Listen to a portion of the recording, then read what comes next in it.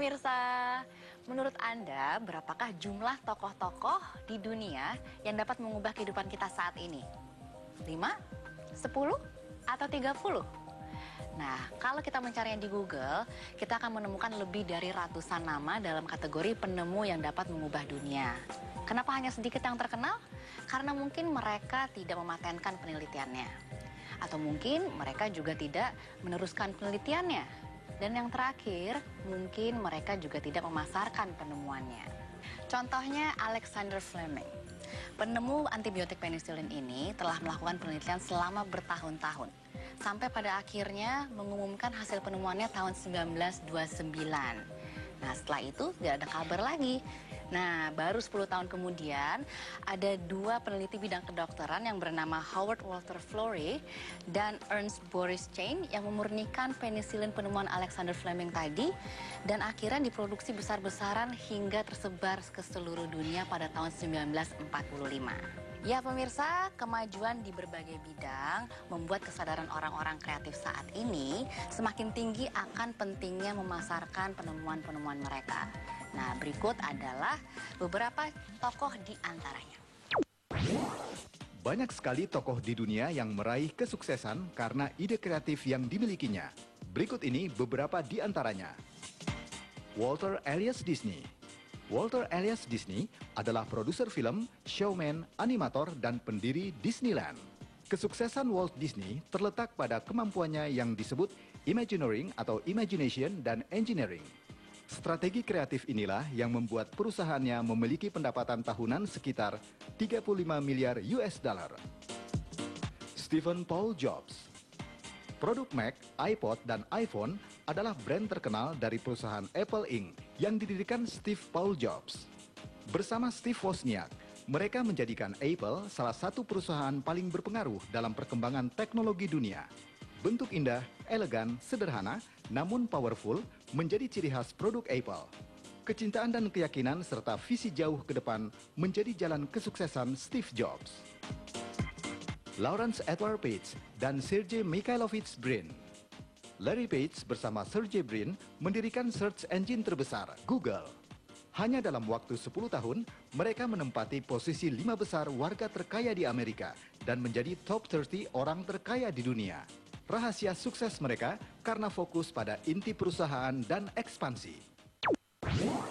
Nah pemirsa, kesamaan dari tokoh tadi ini adalah mereka memiliki visi jauh ke depan. Nah, setelah menciptakan karya inovatif dari hasil pemikiran mereka yang kreatif.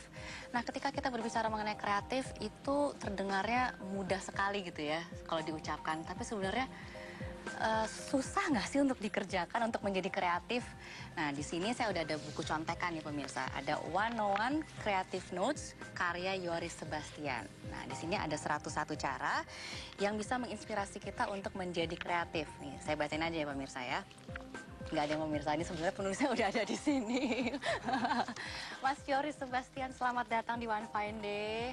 Terima kasih sudah diundang. Iya, Mas, ini bukunya menarik sekali nih ya Mas ya.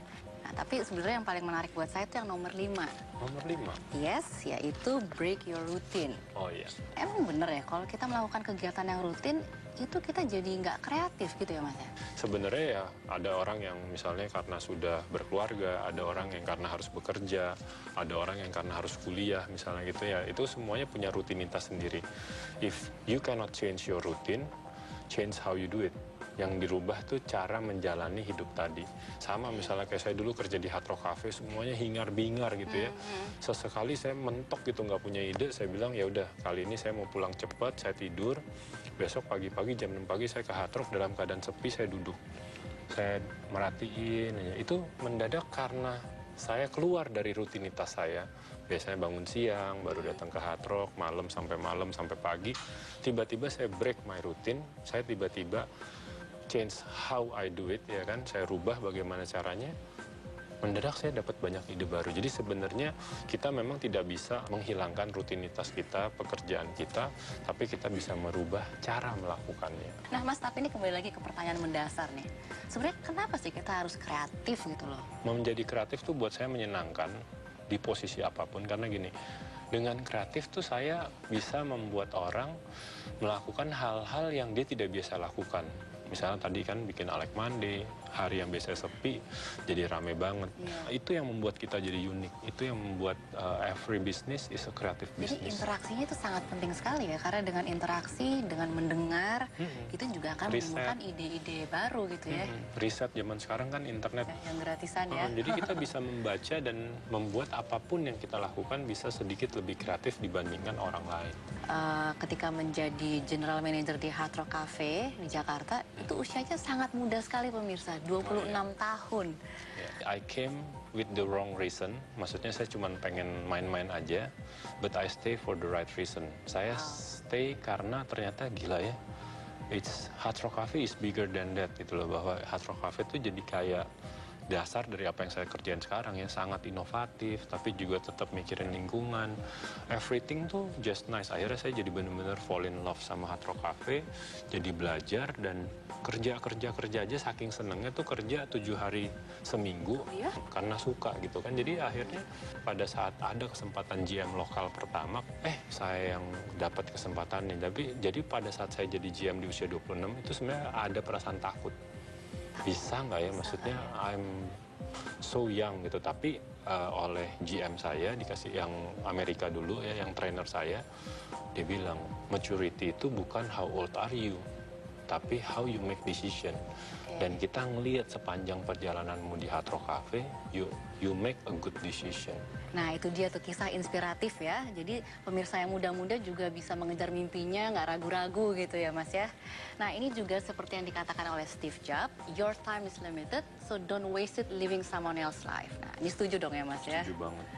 Nah pemirsa, selain Mas Yoris, saya juga sudah kedatangan seorang tamu yang juga kreatif. Nah beliau ini adalah Editor-in-Chief sekaligus Chief Community Officer Femina. Nah beliau ini telah mengantongi gelar Master di Marketing Communication. Mbak, dengar-dengar baru pulang dari Yale ya? Ngambil short belum course lama, gitu ya? ngambil short course untuk digital publishing. Nah, sekarang kan kita eranya nih, era digital. Iya. Gitu. Jadi banyak media bermigrasi ke online misalnya, menggunakan sosial media secara heavy dan seterusnya. Kita belajar mengenai strateginya seperti apa. Nah ini juga bisa dibilang dengan adanya e-publishing ini semakin banyak perempuan-perempuan yang mungkin berada di tempat yang sulit untuk dijangkau untuk masih bisa punya akses membaca Femina gitu ya melalui media digital gitu ya Mbak betul. Karena sekarang itu kalau kita bicara mengenai media, sebetulnya kita mesti sadar bahwa yang dijual oleh media itu kontennya. Jadi berpikir sejak awal apakah produk saya itu akan disukai oleh pembaca atau enggak, gitu kan? Setiap halaman majalah Femina itu harus bisa memenuhi kebutuhan pembacanya. Dalam arti dia akan mencari informasi itu melalui majalah Femina. Iya. Kapanpun dia membutuhkan konten tertentu dari majalah Femina misalnya, dia ingin mendapatkannya itu pada saat itu juga. Dan ini terus diupdate gitu ya? Betul, gitu. Jadi anywhere, everywhere gitu. Jadi itulah yang sebenarnya sedang menjadi tantangan pengelola media di seluruh dunia. Nah pemirsa jangan kemana-mana karena setelah ini saya akan ngobrol lebih lanjut lagi dengan kedua narasumber saya mengenai cara penjualan yang kreatif sehingga bisa menembus ke pasar yang lebih besar. Tapi jangan lupa untuk follow Twitter rekan kami di @onefine_tv karena Anda bisa memenangkan 2 buah jam tangan Revel dari Time International.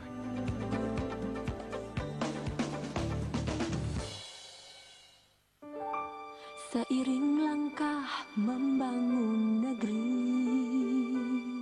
pengalaman telah kuatkan kami, senantiasa membangun dengan hati, dalam kebersamaan dan harmoni.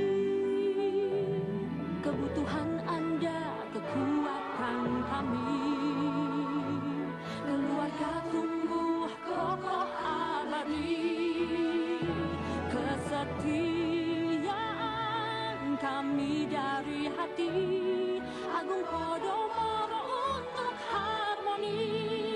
Wujud Niki bersama kami, Agung Podomoro.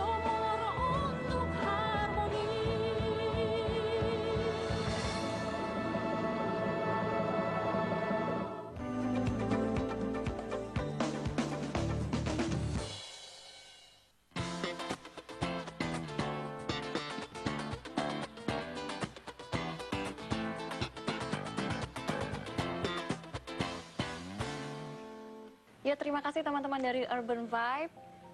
Nah pemirsa, masih bersama saya dan tentunya kedua narasumber saya, Mas Yoris dan Mbak Fetty. Dan kita juga masih membahas tentang pemasaran. Nah sekarang saya mau bertanya dengan Mas Yoris nih.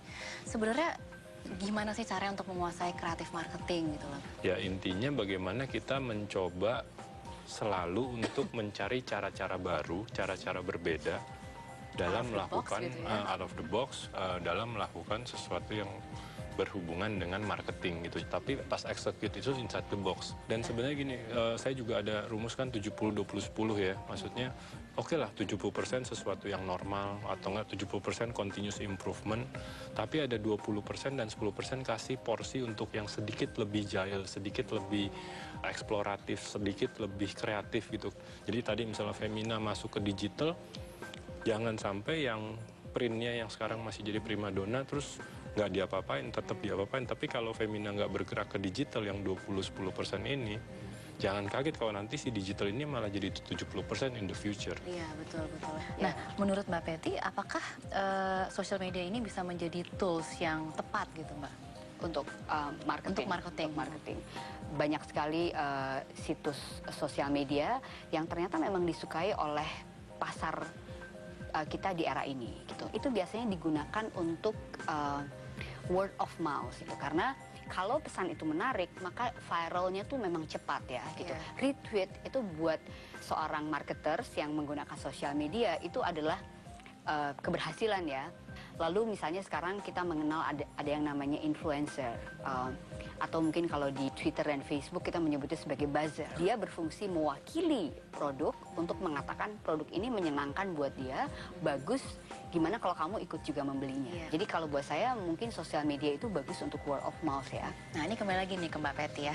Kalau Femina ini kan juga sudah melahirkan para wanita wirausaha gitu kan dalam programnya yang One Wear itu. Sebenarnya idenya dapat dari mana dan kira-kira itu pelatihannya seperti apa gitu Mbak? Jadi program Wanita Wirausaha Femina itu satu dari 9 program yang kita kerjakan dalam setiap tahun. Itu dimulai 2007 karena kita melihat tren pada saat itu banyak sekali perempuan, terutama di kota besar, itu mempunyai kegiatan sampingan berwirausaha. Program itu sendiri ada 3 macam. Pertama kita menyebutnya sebagai edukasi tentang dunia usaha, termasuk mengajarkan mereka untuk berpikir kreatif, karena kreatif dan inovasi itu yang membuat seorang wirausaha akan bisa maju. Lalu kemudian yang kedua kita menyebut kelompok publikasi. Lalu kemudian yang ketiga yang tidak kalah penting, kita membuat lomba. Nah, ini merupakan program yang menarik sekali dan tentunya bermanfaat ya buat para perempuan di Indonesia. Nah baiklah, tapi sebelum melanjutkan dengan tips, saya juga mau memperlihatkan kepada Anda ada 5 strategi marketing dari pengusaha yang sukses di dunia. Ini dia. Kunci sukses berusaha selain kreativitas dan inovasi adalah strategi marketing. Berikut 5 pengusaha dunia dan strategi marketing yang dilakukan versi One Fine Day. William Henry Gates. William Henry Gates, pengembang Microsoft sejak tahun 1975, adalah salah satu orang terkaya di dunia versi majalah Forbes. Kunci kesuksesannya yaitu menjadikan kawan sebagai aset berharga, kepercayaan, mendengarkan kritik dan komentar konsumen, mempelajari teknologi, dan fokus. Howard Marks Schultz. Howard Marks Schultz merupakan sosok penting di balik kesuksesan gerai kopi terbesar di dunia, Starbucks. Keramahan pada konsumen, memperlakukan karyawan sebagai keluarga, dan terus berekspansi adalah hal yang dilakukannya. Mark Elliott Zuckerberg. Keberhasilan Mark Elliott Zuckerberg mengembangkan Facebook, situs jejaring sosial ternama di dunia, membuatnya dinobatkan sebagai orang kaya termuda. Rahasia suksesnya, percaya diri, tidak harus membuat hasil yang sempurna, tapi kerjakanlah yang ada, miliki visi, dan ikuti passion, bukan uang. Warren Edward Buffett. Warren Edward Buffett adalah pengusaha dan investor tersukses di dunia. Strategi investasinya sederhana, fokus pada perusahaan yang punya potensi untuk berkembang dengan harga terjangkau dan melakukan investasi pada perusahaan yang dikenal baik, didasarkan pada nilai intrinsik dan dalam jangka panjang. Donald John Trump. Kesuksesan seorang Donald John Trump tidak lepas dari filosofinya bahwa Kreativitaslah yang membuat orang menjadi kaya. Kepercayaan diri dan keterampilan negosiasi juga membawanya menjadi seorang wirausahawan, pionir program pertelevisian, dan pebisnis properti yang sukses. Nah itu tadi tuh ya, 5 pengusaha dunia yang memiliki strategi marketing yang berbeda gitu ya Mas ya. Nah ini sebelum berpisah nih ya, boleh dong saya minta tipsnya nih dari Mas Yoris maupun juga Mbak Peti, tips sukses dalam memasarkan produk agar hasilnya maksimal. Nah gimana nih Mbak? Oke, pertama kalau buat saya seorang marketers atau seorang wirausaha misalnya yang sukses adalah yang selalu berpikir produk itu untuk siapa. Dia mengenali dengan tepat, dengan dalam, dengan tajam konsumen dia itu kayak apa. Kebutuhannya apa? Kebutuhannya apa? Kalau perlu dipersonifikasi. Dalam hal ini riset mungkin Dan harus cukup spesifik menolong sekali berarti dan ya. insting ya. Kalau saya pikir insting itu juga penting dalam marketing. Yang kedua adalah kekuatan seorang marketer sekarang adalah dia harus mampu mengenali karakteristik dan kelebihan masing-masing media itu yang dia mau gunakan sebagai tools marketing dia. Kalau Twitter, kita misalnya contoh ya, kan disebutnya itu adalah information networking. Jadi Yeah. kita sebenarnya sharing informasi. Orang akan senang kalau kita share sebuah informasi baru. Kita boleh kasih link misalnya. Iya. Tetapi kalau kita main di Facebook, sebetulnya Facebook itu kan pertemanan, jaringan pertemanan. Kita lebih senang melihat visual. Maka kalau misalnya kita berjualan di Facebook, jangan ngomong panjang-panjang, kasih gambar yang bagus. Gitu. Saya kira sih itu kalau dari saya. Ya. Nah kalau dari Mas Yoris seperti apa nih? Dengan era sosial media ini menurut saya akhirnya untuk berjualan itu memang produk atau servisnya harus bagus. Nah setelah itu sebenarnya boleh aja menggunakan berbagai kreativiti kayak tadi Mbak Peti juga jelasin. Sama buat saya gini, perbanyak temu orang, perbanyak tanya dengan berbagai pihak ya. Apa saja sih yang bisa kita lakukan, kita lihat data-data, tapi terakhir dalam menentukan langkah apa yang akan kita lakukan, gunakan intuisi. Selain itu juga penting banget nama ya atau brand ya. Jadi sekarang juga saya lihat makin banyak para pebisnis baru itu sangat kreatif memilih nama, tapi harus hati-hati. Nama itu adalah doa, nama itu adalah janji yang bisa ditepati dan kalau bisa long lasting. Jadi bukan hanya sekedar engagement lagi, tapi kita menjadi brand atau produk atau jasa yang dibicarakan terus oleh masyarakat umum. Nah Mbak Peti dan Mas Yoris terima kasih atas waktunya. Sama-sama. Udah bisa berbagi informasi di sini ya. Ya pemirsa, setelah ini saya juga masih akan ngobrol-ngobrol dengan Bapak Indra Wijaya Antono. Tetap di One Fine Day.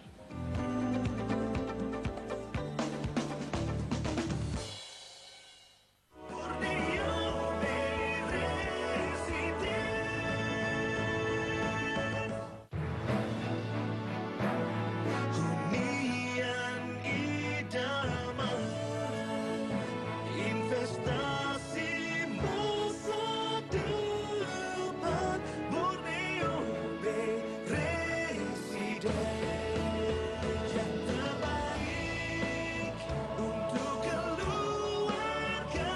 Borneo Bay Residen, Borneo Bay Residen.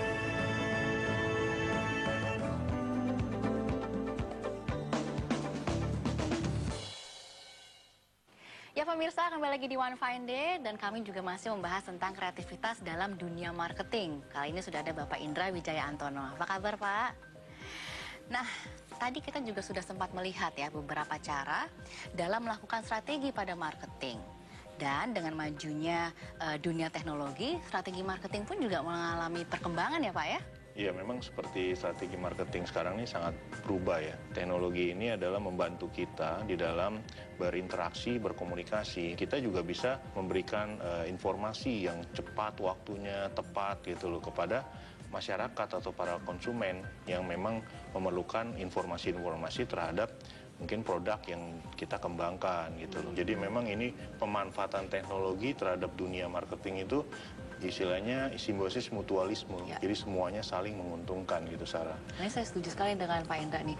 Jadi bisa dibilang kalau marketer ini memang dituntut untuk selalu bisa berinovasi dalam berpromosi. Marketing adalah ujung tombak. Ya. Kita pasti melakukan satu inovasi training kepada mereka gitu loh, memberikan pengetahuan gitu loh. Dan yang paling penting adalah kita mengasah insting yang pertama. Ya. Dan kalau seorang marketer itu juga istilahnya gini, Sarah, kita harus juga punya planning atau strategi Ya. di dalam menyusun satu konsep memang yang kita akan launch kepada seluruh masyarakat. Dan kalau seorang marketer itu harus punya network yang besar juga. Yang luas gitu ya, Pak ya? Betul. Dan sebagai marketer juga tuh harus perlu pelatihan.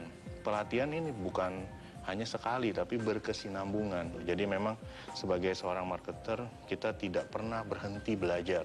Continuous improvement.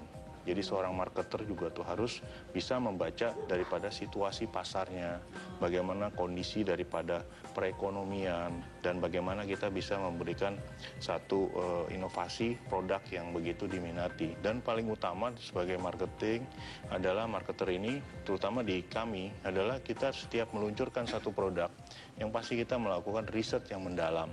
Begitu kita diberi satu kepercayaan, kita tidak boleh fail terhadap kepercayaan itu gitu loh. Nah itu yang kita harus jaga. Dan memang kalau kita memang mengembangkan, menyajikan sesuatu produk yang bagus, kita harus delivery betul-betul sesuatu tepat waktu. Dan memang definitely kita memang itu ada gitu loh. Nah ini kita lakukan riset ini seperti contohnya ada di salah satu proyek kita adalah di pengembangan di luar Pulau Jawa di Kalimantan Timur.